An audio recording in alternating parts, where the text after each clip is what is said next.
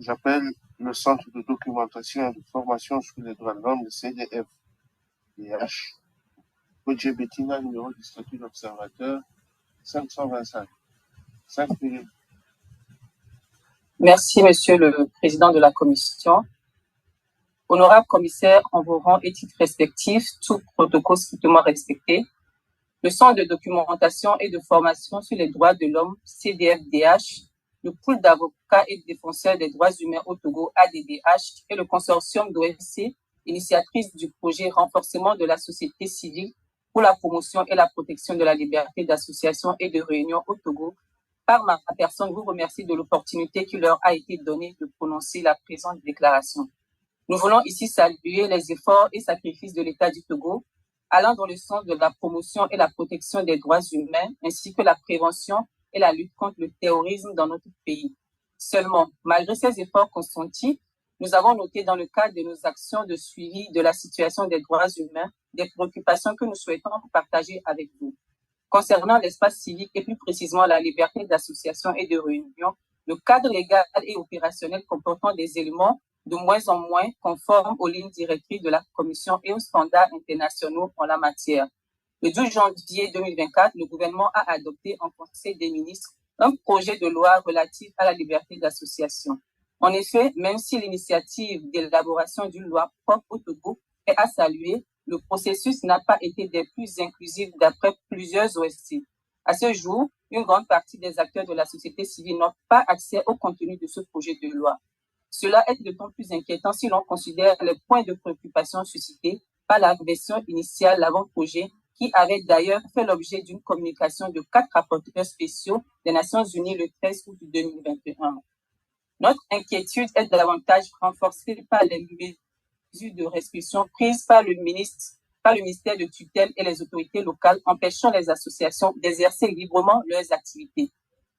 Le 13 novembre 2023, une autre circulaire du ministère de l'administration territoriale a rappelé à l'attention de tous les préfets que seules les ONG et associations ayant les récépissés sont autorisées à mener des activités sur le territoire national. Or, il est donné de constater que le ministère ne délivre même plus de récépissés aux OSC depuis plusieurs mois et que plusieurs associations attendent ce document depuis des années. Cette situation, doublée par l'exigence d'une demande d'autorisation par les autorités locales, empêche donc beaucoup d'OSC de mener aujourd'hui leurs activités. Au cours des 6 derniers mois, nous avons documenté une vingtaine de cas d'empêchement de restriction des réunions d'OSC et partis politiques de l'opposition. À titre d'exemple, le 11 octobre 2023, à la cérémonie de lancement officiel d'un projet sur la liberté d'association et de réunion initié par un consortium d'associations dont la SAD, les UST et le SYNFOT, avec l'appui de l'Union européenne, a été empêché par le ministère en charge de l'administration territoriale au moment de sa tenue. Les motifs de cette interdiction, selon le ministère, sont l'absence de récépissé de certaines associations membres du consortium et l'absence d'autorisation de la dite activité. Le 13 octobre 2023, la préfecture du Golfe interdisait une activité des UST au motif que l'association organisatrice n'a pas de récépissé et que par conséquent, elle n'a pas de base juridique pour tenir une telle formation à l'endroit des populations. Et le 1er décembre 2023, le CDFDH, en collaboration avec le Center for Civil and Political Rights, se sont vus empêcher une réunion sur le suivi des recommandations du Comité des droits de l'homme de l'ONU. La rencontre était prévue avec 2 membres du dit comité. Monsieur le Président, honorable commissaire, qu'il nous soit permis de rappeler que de telles mesures ne sont en conformité ni avec les standards internationaux relatifs à la liberté d'association et de réunion, ni avec les engagements pris par l'État du Togo en la matière. Monsieur le Président de la Commission, honorable commissaire, aux égards des préoccupations susmentionnées, nous invitons la Commission à adresser à notre État les recommandations suivantes.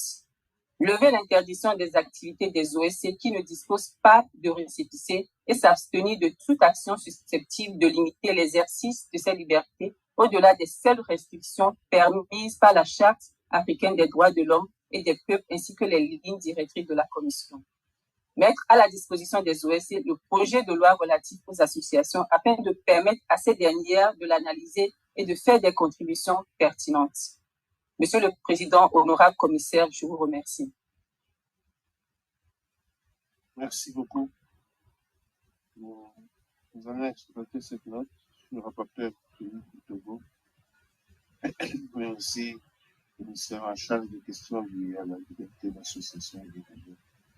Je vais suivre ça en exploitant la note